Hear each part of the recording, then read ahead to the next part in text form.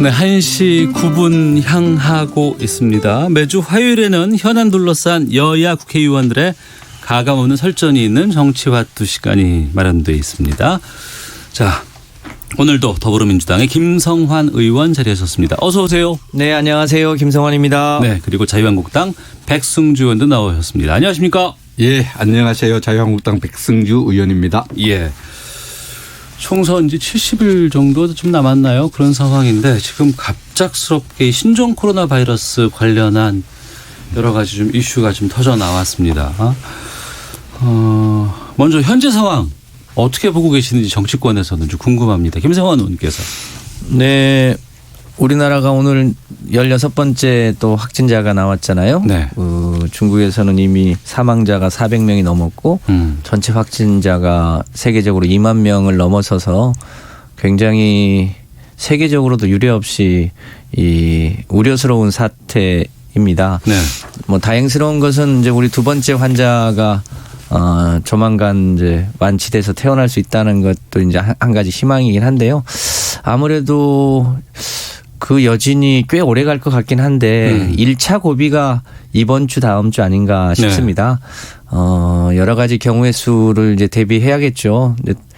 이 우리나라가 사스와 메르스를 경험했던 그런 이제 방역 시스템이기 때문에 그걸 감안해서 그야말로 전 국민이 이 문제에 대해서 개인적인 대비도 하고 국가 전체적으로 대응을 해서 우리나라 피해가 최소화될 수 있도록 하는 게 무엇보다 중요한 과제 아닌가 싶습니다. 특히 네. 정치권은 국민의 안전과 생명을 지키는 게 가장 최우선 과제이니까 모든 걸 떠나서 이 문제를 효과적으로 대응하는 것 매우 중요하다고 생각합니다. 네, 자유한국당은 그 중국인 전면 입국 금지를 주장하신 것으로 알고 있습니다. 지금 오늘부터는 후베이성을 체류했거나 들른 경험이 있는 외국인에 한해서 입국 금지 조치가 지금 이루어지고 있는데 어떻게 보세요?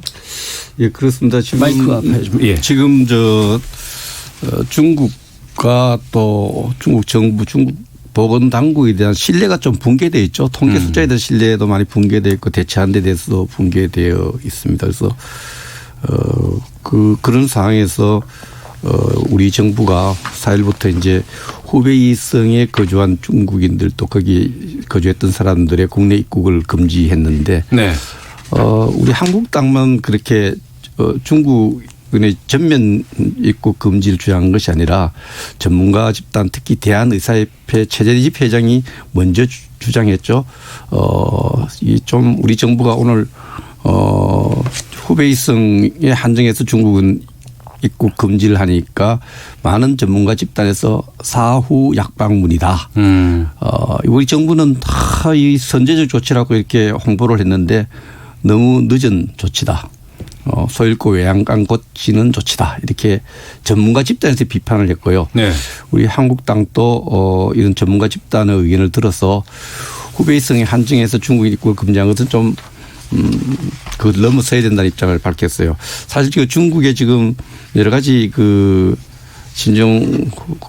우리 당에서 우한 폐렴이라 부릅니다만 어렵게 코로나 바이러스 감염증이 이미 후베이성을 넘어서 중국 전역으로 확산되어 있는 상황이고요. 네. 또 다른 나라들이 대처하고 있는 거 보면 러시아는 2일부터 중국의 무비자 관광을 중단했고 미국도 최근 2주간 중국 방문 외국인을 2일부터 입국 금지를 시켰어요. 일본도 후베이 체류 외국인을 1일부터 입국 금지를 시켰고 심지어 북한마저도 중국인 관광을 중단시켰고 1월 31일부터 중국 열차 노선 중단시켰는데 이런 다른 나라들의 수많은 나라들의 조치를 볼 때 4일부터 후베이성에 거주한 중국인의 입국을 금지한 것은 너무나 좀 사후 약방문격으로 또 늦은 조치다. 국민을 안심시키기에는 좀 너무나 사후 약방문격의 조치인데도 선제적 조치라는 것은 좀 정부가 잘못하고 있는 것 같아요. 네. 네, 정부 잘못하고 있다. 너무 늦었다. 그리고 좀 범위도 좀 좁다. 이렇게 말씀하시던데요. 네.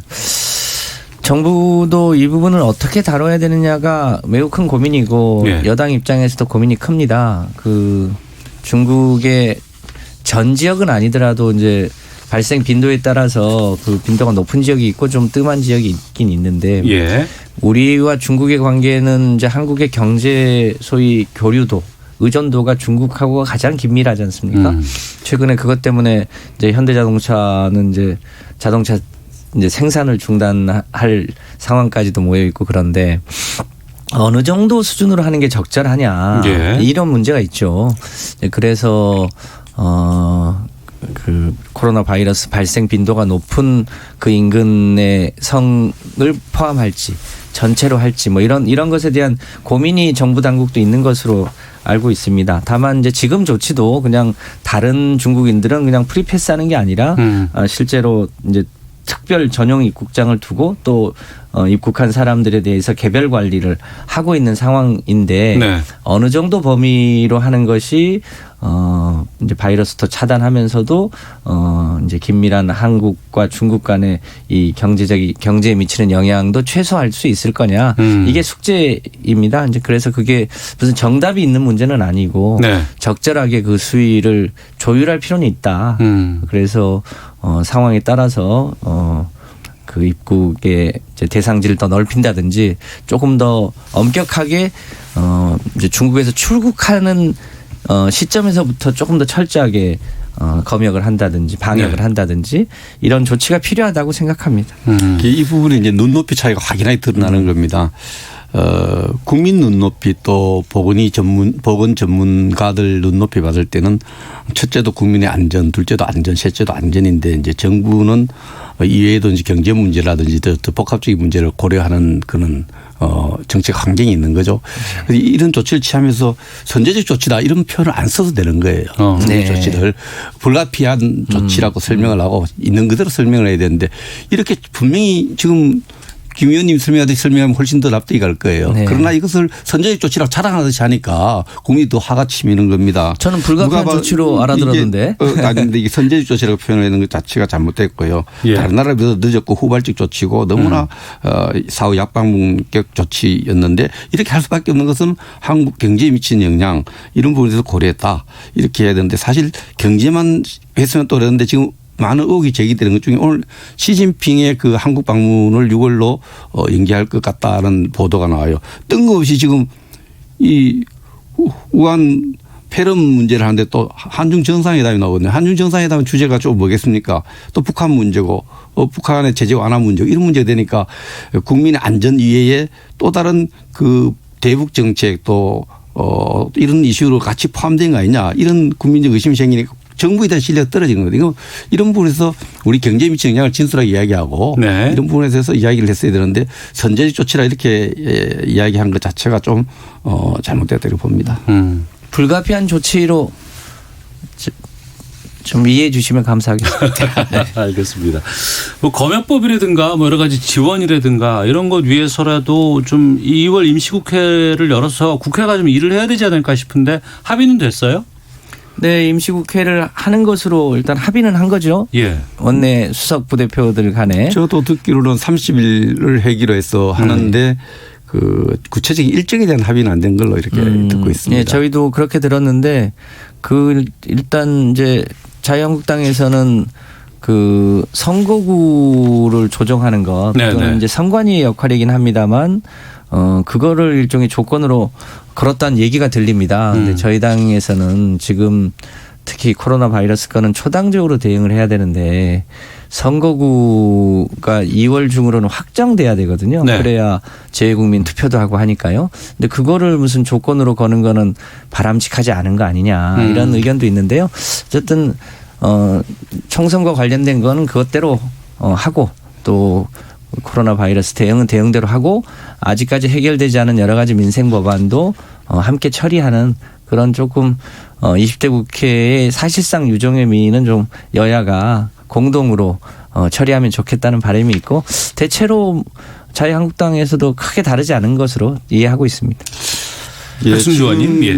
검역법을 포함해서 민생법안 그래서 또 244개 법안이 이제 법사위원회라든지 지금 원래 통과를 대기하고 있는 입법을 대기하는 법이 한 244개 정도 되는 걸로 이렇게 파악하고 있습니다. 네. 그런데 이제 앞에 이제 자꾸 민주당에서 검역법 개정을 내세우고 민생 법안을 내세우고 또 그 뒤에 붙은 게 선거구 획정 법안 이런 내용인데 사실 지금 우한 폐렴에 대한 대처에 대해서 정부의 신뢰를 회복하는 것은 새로운 법에 자꾸 의존해서 책임을 자꾸 야당이 협조 안 해서 입법이 안 돼서 안 되는 이런 것이 아니고 기존의 법을 할 수 있는 조치를 안 했기 때문에 그렇거든요. 기존 법으로 충분히 할 수 있는데. 이 조치를 지금 입국 제한이라도 이런 부분을 신속히 할 수 있는 부분을 못 했던 거거든요. 정부가 재정법위 안에서 할 수 있는 조치를 제대로 안 해서 생기는 정부에 대한 불만을 자꾸 검역법을 자꾸 앞에 내세워서 야당의 책임 전가하는 이건 바람직하지 않고요. 솔직하게 이거 선거구 획정 법안 오늘 김 의원님 말씀 들어보면 문제가 다 있는데 선거구 획정 법안이 통과돼야 다음 선거를 치른다. 이걸 해서 이걸 그렇게 하자. 검역법안은 민생법안에 들어갈 수 있죠. 그러나 네. 이것이 법안에 통과가 안 돼서 지금 우한 폐렴에 대응하는 여러 가지 행정 조치를 못하는 것도 아니에요. 또 뭐 거기에 따른 재정이 필요한 부분은 예비비를 사용하면 되고요. 정부가 조치를 다 할 수 있는데 어쨌든 저도 뭐 4+1 모여서 하지 왜 또 우리까지 끌어서 하려는지 이건 잘 모르겠지만은 이참에 건역법을 좀 더 현실에 맞게 바꾸자고 하는 취지이지. 그건 필요하죠. 그것을 우리 정부가 무슨 핑계를 대거나 그런 건 아닙니다. 그래서 우리 당도 신종 이 우한 폐렴에 대응을 해서 국회 대책특위를 만들어서 활동하는 데 동의를 했고요.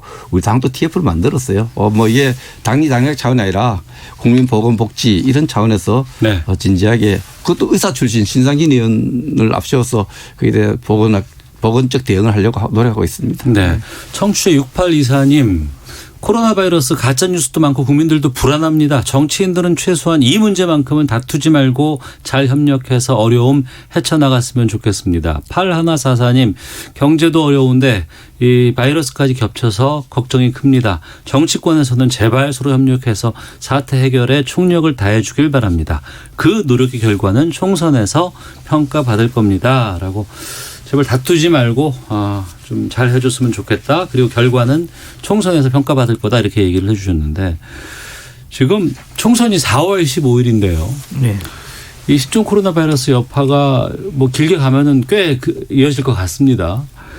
이 정치권 입장에서는 상당히 좀 당혹스러울 것 같아요. 지금 뭐 선거운동도 한참 열심히 해야 되는데 같이 모이기도 쉽지 않고 장을 어떻게 서야 될지 고민도 좀 많으실 것 같은데 좀 전반적으로 좀 어떻게 받아들이고 있는지 궁금합니다. 네. 저희 당 같은 경우도 대체로 이제 2월 초부터 각 이제 후보들이 선거사무소 개소식 일정을 쭉 공지를 했다가 네. 줄줄이 다 취소를 했습니다.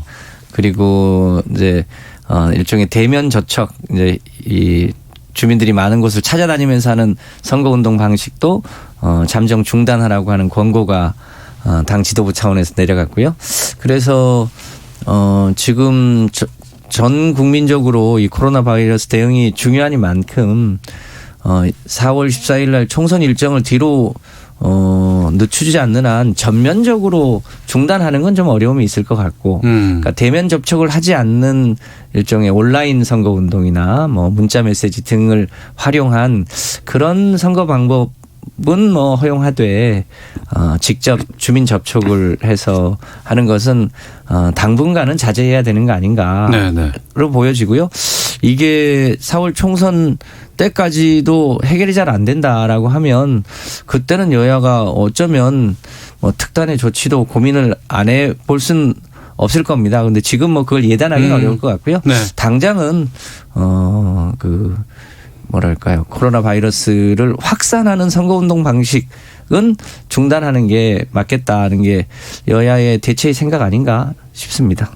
그 현장에서 이제 이런 걸 느낍니다. 우리 정치인들이 직업병처럼 직업적 습관이 이제 사람을 만든 손을 내며 악수하는 거예요. 네. 제가 식당에 대해서 악수를 쭉 하려고 하니까 저도 모르게 어떤 분이 심각한 표정으로 드릴 말씀이 있다길래 무슨 심각한 민원이나 심각하게 뭐 이야기하려는가 보니까 요즘 악수하면 안 되잖아요. 그래서 들어와서 죄송하다 그러고 죄송하다면 또 손을 내밀는 그런데 이제 우리가 비대면 접촉 을 통한 선거운동 해야죠. 네. 국민의 건강에 또 의심을 주는 또 불안을 주는 선거운동은 뭐 당의 방침이 있고 정부 방침이 있어서 스스로 자제해야 될 걸로 생각을 합니다. 어쨌든 이 그 비대면 선거운동 뭐 전화를 통해서 또 온라인을 통해서 SNS를 통해서 할 수밖에 없는데 저희들은 좀 불안한 게 이 비대면 선거 운동을 하면 사실 언론을 장악하고 있는 공중파를 장악하고 있는 민주당 집권 여당이 절대 유리한 선거 환경이 안 되겠냐는 어떤 이런 걱정이 있어요. 이게 예. 이제 4월 초대도 이게 해결 안 되면은 뭐 특단 조치를 이야기하는데 사실 이미 초기 대응에서부터 정부에 대한 국민의 불만 이 모든 국가 현상이 반복적인 일이 있었지만은 뭐 사스라든지 또 메르스라든지 이런 게 있지만 이게 단시간에 해결 안 되면은 그 모든 정치적 책임이 이제 정부로 돌아갑니다. 이게 어쩔 수 없는 문화이기 때문에 집권 여당으로서 이 부분을 조기 해결하지 못할 때 어떤 집권 여당의 능력에 대한 국민 심판 부분은 또 있을 거로 생각을 합니다. 그래서 언론 환경 부분은 우리가 좀 불리한 부분이고 정부 심판 부분에 있어서는 좀 그런 부분이 있는데 뭐 유불리를 떠나서 빨리 조속히 이 부분이 네. 좀 해결되어야 되고 여기에 여야가 같이 협력해야 된다고 생각합니다. 벌써 저희가 잊어먹은 것 같지만 예. 얼마 전까지 가장 심각한 문제가 아프리카 돼지열병이었습니다. 아, 그랬네요. 중국에서 예, 예. 굉장히 심했고 북한도 그것 때문에 피해가 컸고요. 네. 북한 근처에 있던 멧돼지가 감염이 돼서 우리 경기 북부 쪽은 굉장히 어려웠잖아요.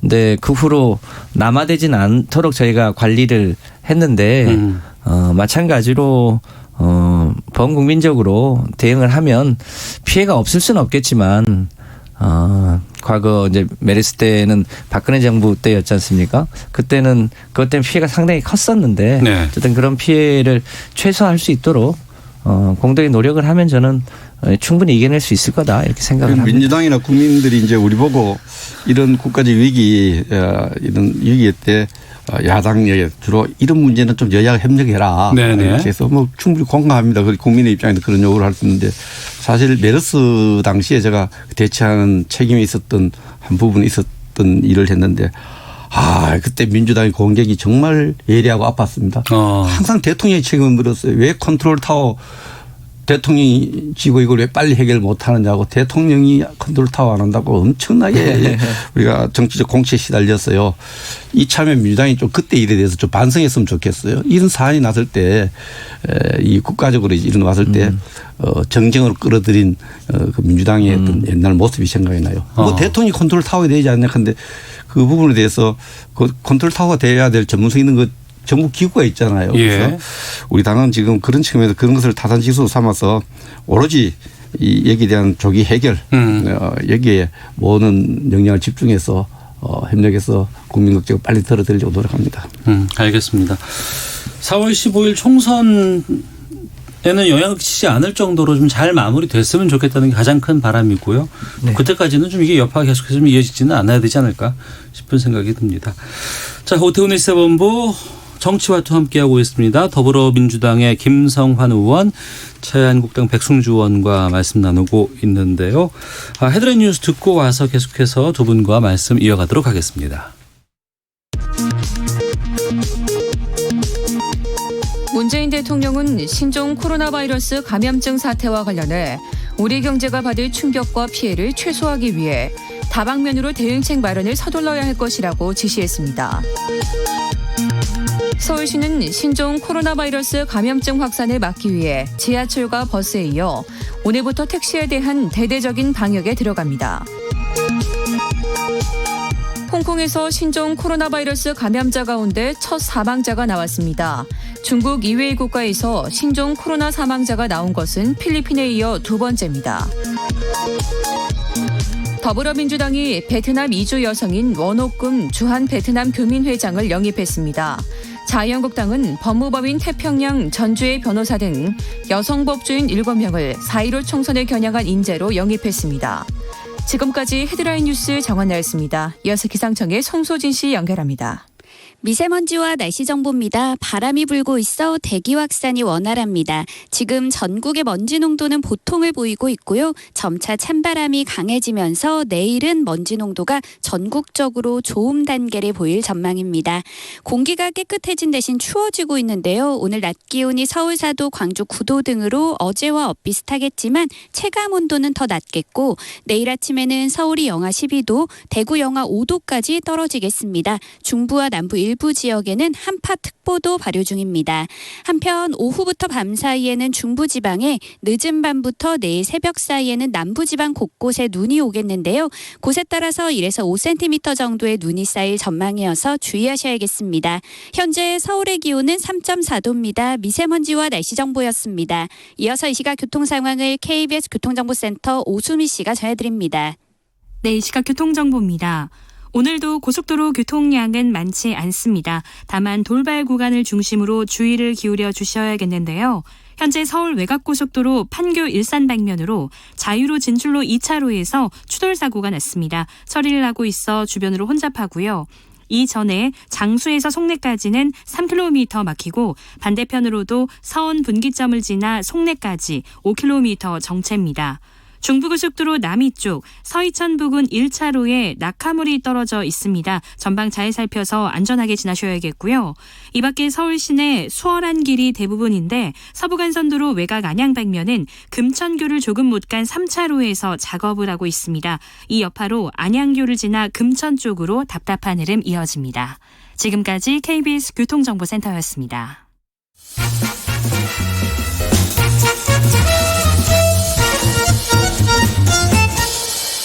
오태훈의 시사본부. 네, 정치화투 돌아왔습니다. 더불어민주당 김성환 의원, 자유한국당 백승주 의원과 함께하고 있습니다. 총선 상황, 각 당의 상황들 좀 짚어보겠습니다. 먼저 더불어민주당은 후보자 적합도 조사에 들어갔다고 하고 10명 중 6명은 경선 없이 공천받게 된다, 뭐 이런 얘기도 나오던데 어떻습니까? 네, 저희가 막상 이제 뚜껑을 열어봤더니 아직 후보자 2차, 3차 접수가 있긴 있겠습니다만 네. 현역 의원들 중에 그러니까 무경선 지역이 꽤 있어서 이곳을 어떻게 해야 하는가에 대한 공관위의 고민이 있었는데 네. 무공천 지역이더라도 무경선 지역이더라도 현역 의원에 대한 적합도 조사를 정밀하게 한다. 특히 그 가운데 혹시 하위 20% 의원이 또 섞여 있을 수 있으므로 네. 그런 부분에 대해서는 정밀하게 검토해서 현역 단수 지역이더라도 적합도 조사 등을 통해서 네. 적절치 않으면 공천을 안 할 수도 있다는 의사를 공관위가 가지고 있는 걸로 공천을 안 하면 그럼 거기는 뭐 전략지역으로 바뀌고 전략지역으로 바뀐다. 인재 영입된 후보가 전략 공천이 되거나 네. 다른 이제 정치 신인들 중에 가능성 있는 분들이 새롭게 전략 공천 될 수 있겠죠. 그런 방식을 통해서 무경선 지역도 그냥 안심하고 통과할 수 있는 건 아니다. 예. 라는 거를 저희 당이 계획하고 실행하고 있는 중입니다. 예. 자유한국당은 지금 공천 룰 논의 중인 거잖아요. 그렇습니다. 특히 이제 아무래도 TK 지역 또 PK 지역, 낙동강 벨트 이런 쪽에는 아무래도 관심이 높을 수밖에 없는 지역이고 여기 그 현역 컷오프를 좀 많이 하겠다 뭐 이런 약속도 했었는데 어떻게 지금 되고 있습니까? 뭐 논의 중이고 확정되지 않은 사안입니다만 언론 보도 내용으로 보면 제가 TK 지역에 지역구를 두고 있습니다. 예. 두고 있는데 TK, PK 지역의 그 컷오프 비율을 높이겠다 이런 보도가 나와서 사실 당사자들은 뭐 저를 포함해서 좀 마음이 좀 이렇게 싱숭생숭하겠죠. 그래서 확정되지 않은 내용인데 제가 뭐라고 언급하기는 좀 그렇고요. 저는 그렇습니다. 여든 야든 이 공천 심사에서 결과에 이제 승복할 수 있는 여러 가지 과정의 투명성, 네. 어떤 그 절차에 있어서 공정성 이런 기준이 충족돼야 되지 않나 이런 원론적인 생각을 갖고 있어요. 공정하지 않은 기준 또 이런 기준을 갖지 않으면 승부하기 힘들잖아요. 승부하지 않을 땐 또 정치적 후폭풍이 또 생기는 겁니다. 그런 네. 측면에서 공정한 기준을 투명하게 제시하고 거기다 합의를 만들고 특정 지역에 대한 차별도 저는 있어서는 안 된다고 생각을 합니다. 그래서 유리한 지역이라고 뭐 어떤 공정이라는 것은 차별이 없다는 것이 다른 말이잖아요. 그런 네. 부분에서 해야 승복할 수 있는 그런 게 되지 않느냐 이런 생각을 갖고 있는데 아마 뭐 이런저런 생각을 다 할 수 있겠죠. 뭐 결과는 이제 총선에서 우리 당이 승리하는 데 두고 있고 뭐 승리를 위해서 뭐 컷오프 비율을 어떻게 지역별로 권역별로 좀 차이를 둬야 된다는 생각을 가진 분도 있고 또 해당 지역구에서는 또 그래서는 좀 억울하다 이런 주장도 있었는데 이런 논의들이 네. 제대로 반영돼서 심판한 사람이나 또 그 공정 심사한 사람이나 심사받은 사람이 승복할 수 있는 게 완벽한 승복이라는 건 없겠지만 그러나 승복에 근접할 수 있는 그런 여건을 만들기 위해서 우리 공심위에서 아마 노력하고 당에서도 그런 방향으로 노력해갈 걸로 생각합니다. 관심 지역 좀 여쭤보겠습니다. 이낙연 전 총리가 그 종로 이사 맞추셨다면서요? 네. 그러니까 주소지는 확정했고 예. 이사는 아마 곧 하시는 걸로 하고 예비 후보 등록을 하셨다고 들었습니다. 아, 예비 후보 등록. 예. 상대에 대해서는 뭐 여러 가지 뭐 좀 들은 얘기가 있으세요? 글쎄요. 아무래도 자유한국당의 유력한 차기 이 대권 후보인 황교안 대표가 정정당당하게 네. 종로에서 맞붙어야 되는 게 아니냐라는 게 일종의 뭐 불가피한 선택이라고 생각하는데 네. 자유한국당 내에서 나오는 얘기를 따르면 당선 가능한 험지를 찾느라고 여러 군데 여론조사를 지금 하고 있다. 네. 결국 저 꼼수로 결국 종로에 출마를 안 하는 거 아니냐 이런 의견도 다수여서 저는 하는 게 도리라고 봅니다만 네. 뭐 결과는 뭐 저희 당이 아니니까 어찌 예견하기가 어렵습니다. 저희 오전에 보니까 지금 무소속으로 되어 있는 이정현 예. 의원이 종로에 출마하겠다라고 선언을 했어요.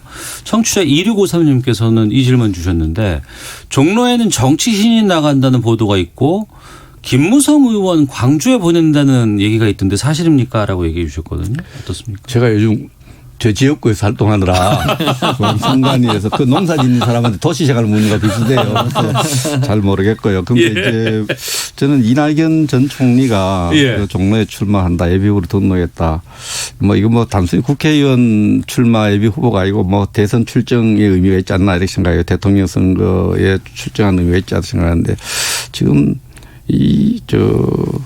김성환 의원이 우리 황교안 대표의 그 종로 출마 여부에 대해서 말씀을 했습니다만 이 정치적 예의 맞는 말인지 몰라도 이낙연 총리 대선 출정과 같은 종로 출마 저는 사퇴해야 된다고 생각합니다. 지금 국정이 정치, 경제, 사회 국민은 국민대로 갈기갈기 찢어놓고 지금 여러 가지 청와대에 근무했던 사람이 지금 지역선거에 개입해서 13명이 동시에 기소되고 경제는 실물 경제는 지금 바닥을 치고 이 수많은 상황에 대해서 총리가 정치 행정적 국정운영 책임을 지고 국민에게 석고대죄할 타이밍에 대선 출마하기도 종로 등록한 거 이거 다시 제고해서 그 출마 자체를 거두는 것이 국민의 예의가 아닌가 이렇게 생각을 합니다. 뭐 이정현 후보가 종로에 출마한다고 이제 선언을 했습니다만 어떻든 우리 당에 누가 나가든 이낙연 총리를 이겨서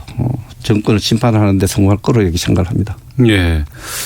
지금 그 당대당 통합론이라든가 아니면 혁통위 그래서 이제 그 혁신통합추진위원회 차원의 또 논의도 지금 이루어지고 있지 않습니까? 네.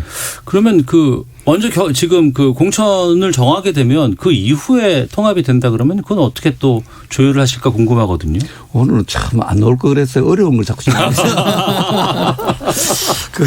아니, 그 참 궁금해요 정말. 네. 정치학도에서 지금 공방 다 질문을 하셔야 되는데 네. 제가 알고 있는 범위에서는 지금 이제 우리가 처음에 우리 당대표가 통합을 정할 때 소통합, 중통합, 대통합으로 대통합입니다. 네. 우리 자유우파의 어떤 소수 정당과 우리 한국당과의 통합뿐만 아니라 사회단체의 통합 쭉 했는데 사실 현실적으로 지금 대통합에 이르기에는 또 그 소수 정당끼리 했던 서로에 대한 불신이 깊어서 좀 힘든 부분이 있어요. 그래서 네. 우리가 사회단체와의 통합을 추진하는 부분이 있고 또 쇄보수당과 한국당이 통합을 추진한 노력이 있는데 이것이 하나 접점이 이루어지는 시점에 만약에 양측의 후보가 다 결정되어 있다면은 따로따로 공천위를 구성해서 후보 결정되어 있다면 네. 그 후보를 어떻게 그러면 단일 후보를 만들 것인가 단일화 논의가 되겠죠. 그런 부분까지 논의가 되어 가야 될 것인가 그렇게 하고 있는 걸로 준비하고 있는 걸로 생각을 합니다. 우리 당은 또 당의 어떤 이 통합의 어떤 그 상징성을 갖기 위해서 당명과 당의 어떤 상징책 이런 부분에 대해서 변경은 또 다양하게 지금 의견을 수렴하고 있는 것으로 알고 있습니다. 어쨌든 대통합을 기본 전략적 목표로 뒀는데 네. 지금 어떤 형태로든 소통합이든 중통합이든 통합에 대한 의지가 당대표 의지가 매우 강하기 때문에 통합을 통해서 통합의 노력을 담은 그릇을 가지고 총선에 임하겠다는 게 우리 당의 입장인 것 같습니다. 네. 그 민주당 같은 경우에는 지금 어제 김우겸 전 청와대 대변인이 총선에 출마하지 않겠다라고 밝혔습니다. 본인이 밝히긴 했지만 바로 전날만 해도 당이 너무 가혹하다 이런 얘기를 하기도 했었거든요. 또 이 여파가 또 다른 지금 그 출마 의사를 표방한 예비 후보에게도 좀 영향을 좀 주지 않을까라는 생각이 들기도 하는데 당내 분위기는 어떤가요 지금? 네. 대체로 이제 선거는 그 시기에 누가 국민들의 뜻을 잘 받드는가. 네. 이게 굉장히 중요하고요. 가장 조심해야 될 것은 그 당이 오만하게 비추는 것, 또 실제로 그렇게 행동하는 것, 저는 그게 가장 국민들로부터 심판받는 주요한 요인이라고 판단합니다. 그래서 네. 우리 당 입장에서는 특히 국민 정서상 예민한 공정에 관한 문제라든지 혹은 부동산 그리고 미투 이런 문제에 대해서는 일종의 무관용의 원칙에 따라서 그런 뭐랄까요. 이제 의혹이 있거나 혹은 문제가 되었던 분들에 대해서는 가급적이면 이제 자진해서 불출마해 주는 쪽으로 권고하고 있습니다. 네. 그래서 그런 일환으로 김우겸 전 청와대 대변인도 그 자체가 불법은 아니었지만 국민들이 부동산에 대해서 갖는 여러 가지 감정이 있잖아요. 그런 것에 대해서 적절치 않았다고 판단돼서 후보 출마를 자제해달라고 했고 본인도 그것을 수용한 겁니다. 그래서 네. 저희가 앞으로도 그런 좀 너무 당이 강하게 그걸 결정하는 방식보다는 후보들이 자진해서 판단할 수 있도록 권고하고 그렇게 해나갈 예정으로 있습니다. 자진보다는 뒤에서의 압력이라든가 압박 같은 것들이 좀 있지 않았나 뭐 이런 여러 가지 예측도 나오고 있던데요. 호수의 백조가 아름답게 헤엄치려면 그 밑에 오리발은 계속 움직여야 호수 위에서 백조가 예. 멋지게 헤엄쳐 가는 거 아니겠습니까? 네. 알겠습니다. 마지막 질문은 제가 백승주 의원께 좀 드리도록 하겠습니다. 친박 총선 불출마 선언을 했던 한선교 의원이 미래한국당 대표로 간다고 합니다. 내정됐다는 얘기가 나왔어요. 어떻게 보세요? 미래한국당 대표 또 미래한국당 창당을 하니까 막 지금 민주당에서 고소를 하고 난리가 났습니다. 미래한국당에 대한 어떤 엄청난 공포감을 갖고 있는 것 같습니다. 우리 한국당이 다음 총선에서 다수당이 되고 또 총선에 승리하기 위한 기본 전략은 지역선거에서 승리하고 네. 또 이 잘못된 선거제도 불법적 저는 헌법을 위반한 이 선거제도 연동형 비례대표제도에서 그래도 합법적 선거 투쟁을 통해서 우리 다수 의석을 좀 차지해서 전체적으로 총선을 이기는 전략인데 이 전략에 따라서 우리가 미래한국당 창당을 했는데요. 미래한국당 창당은 국민들이 이제 이해를 잘 해줄 걸로 생각합니다. 잘못된 선거 제도를 우리가 그걸 없애기 위해서 끈질기게 정치 투쟁을 하고 합법적인 선거 투쟁을 하는데 그것이 미래한국당 출연이고 이 부분에 대해서는 깊은 국민들의 이해와 지지가 있을 걸로 생각합니다. 알겠습니다. 여기까지 말씀 좀 나누도록 하겠습니다. 지금까지 더불어민주당의 김성환 의원, 자유한국당 백승주 의원 두 분과 정치화투했습니다. 마치겠습니다. 두 분 오늘 말씀 고맙습니다. 네.